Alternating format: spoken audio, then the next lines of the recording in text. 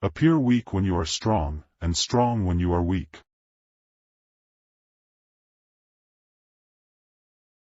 The supreme art of war is to subdue the enemy without fighting.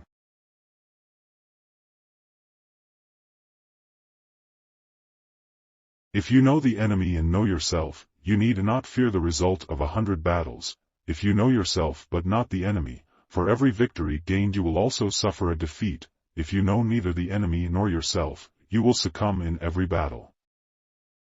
Let your plans be dark and impenetrable as night, and when you move, fall like a thunderbolt. Supreme excellence consists of breaking the enemy's resistance without fighting.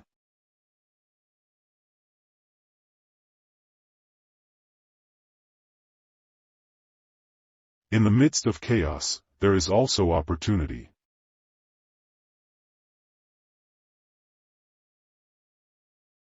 All warfare is based on deception, hence. When we are able to attack, we must seem unable. When using our forces, we must appear inactive. When we are near, we must make the enemy believe we are far away. When far away, we must make him believe we are near. Victorious warriors win first and then go to war, while defeated warriors go to war first and then seek to win. If your enemy is secure at all points, be prepared for him. If he is in superior strength, evade him. If your opponent is temperamental, seek to irritate him, pretend to be weak, that he may grow arrogant. If he is taking his ease, give him no rest. If his forces are united, separate them. If sovereign and subject are in accord, put division between them. Attack him where he is unprepared, appear where you are not expected. The greatest victory is that which requires no battle.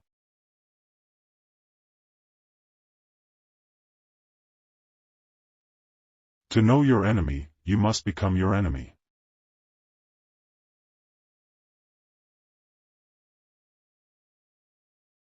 Engage people with what they expect. It is what they are able to discern and confirms their projections. It settles them into predictable patterns of response. Occupying their minds while you wait for the extraordinary moment, that which they cannot anticipate. There is no instance of a nation benefiting from prolonged warfare.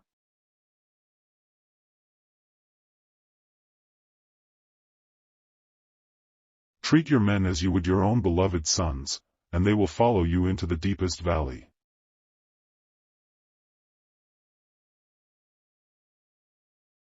Even the finest sword plunged into salt water will eventually rust.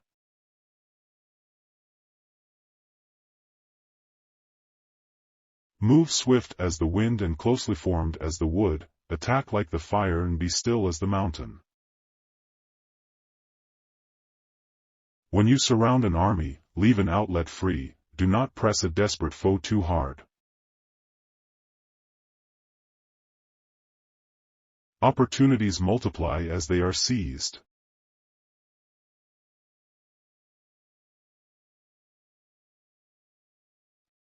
There are not more than 5 musical notes, yet the combinations of these 5 give rise to more melodies than can ever be heard.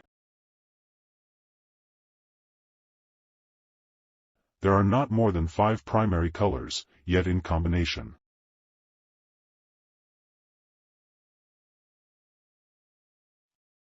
They produce more hues than can ever been seen.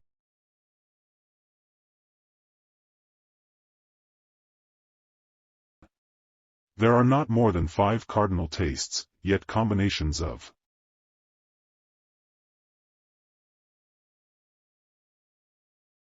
them yield more flavors than can ever be tasted.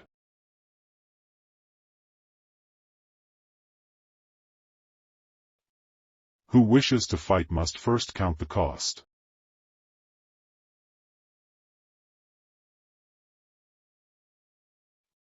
When the enemy is relaxed, make them toil. When full, starve them. When settled, make them move. The art of war is of vital importance to the state. It is a matter of life and death, a road either to safety or to ruin. hence it is a subject of inquiry which can on no account be neglected. If you wait by the river long enough, the bodies of your enemies will float by. Know yourself and you will win all battles.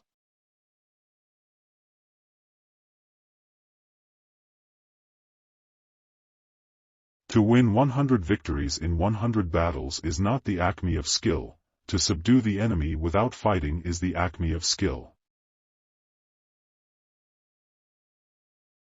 So in war, the way is to avoid what is strong, and strike at what is weak. Be extremely subtle even to the point of formlessness, be extremely mysterious even to the point of soundlessness, thereby you can be the director of the opponent's fate. Build your opponent a golden bridge to retreat across.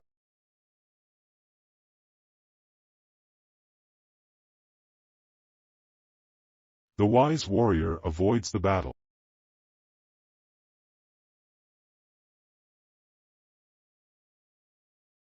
The whole secret lies in confusing the enemy, so that he cannot fathom our real intent.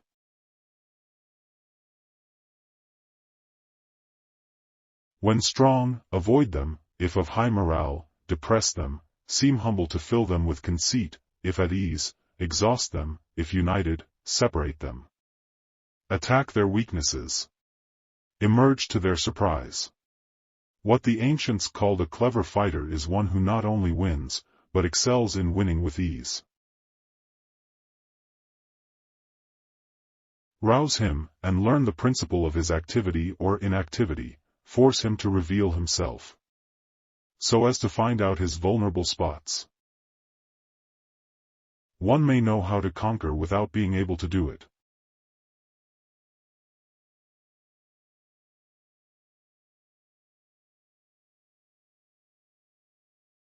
One mark of a great soldier is that he fight on his own terms or fights not at all. If you know the enemy and know yourself, your victory will not stand in doubt. If you know heaven and know earth, you may make your victory complete. You have to believe in yourself.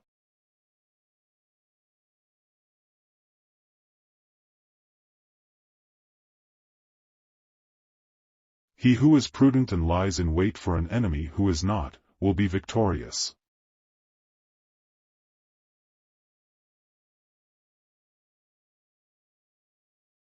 If the mind is willing, the flesh could go on and on without many things.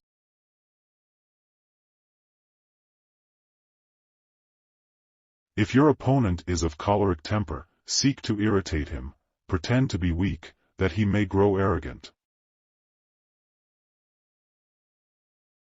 Attack is the secret of defense, defense is the planning of an attack.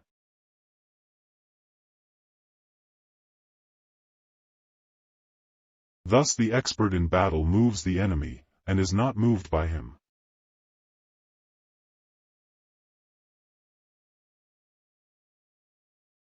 Anger may in time change to gladness, vexation may be succeeded by content.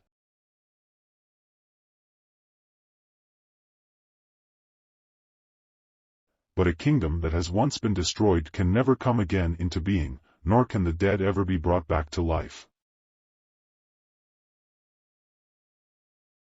There are roads which must not be followed, armies which must not be attacked, towns which must not be besieged, positions which must not be contested, commands of the sovereign which must not be obeyed.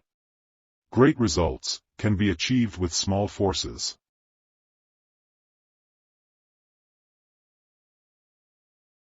When one treats people with benevolence, justice, and righteousness, and reposes confidence in them, the army will be united in mind and all will be happy to serve their leaders.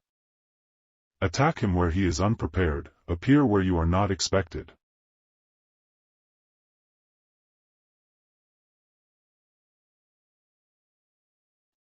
Pretend inferiority and encourage his arrogance.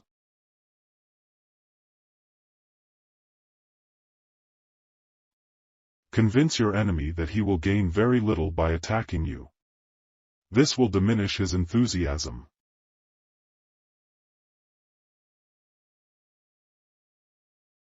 Ponder and deliberate before you make a move.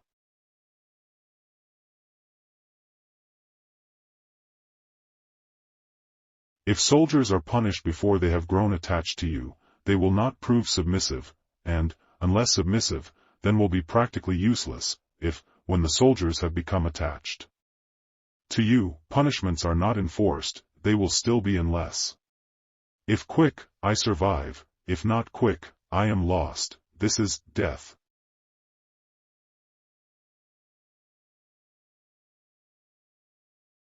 Knowing the enemy enables you to take the offensive, knowing yourself enables you to stand on the defensive.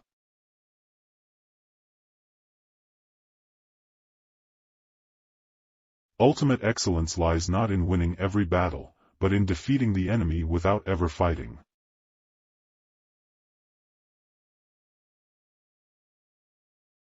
He will win who knows when to fight and when not to fight.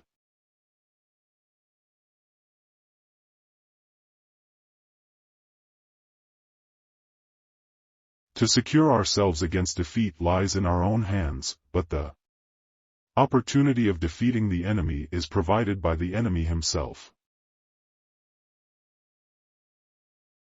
Bravery without forethought causes a man to fight blindly and desperately like a mad bull. Such an opponent must not be encountered with brute force, but may be lured into an ambush and slain. Mystify, mislead, and surprise the enemy.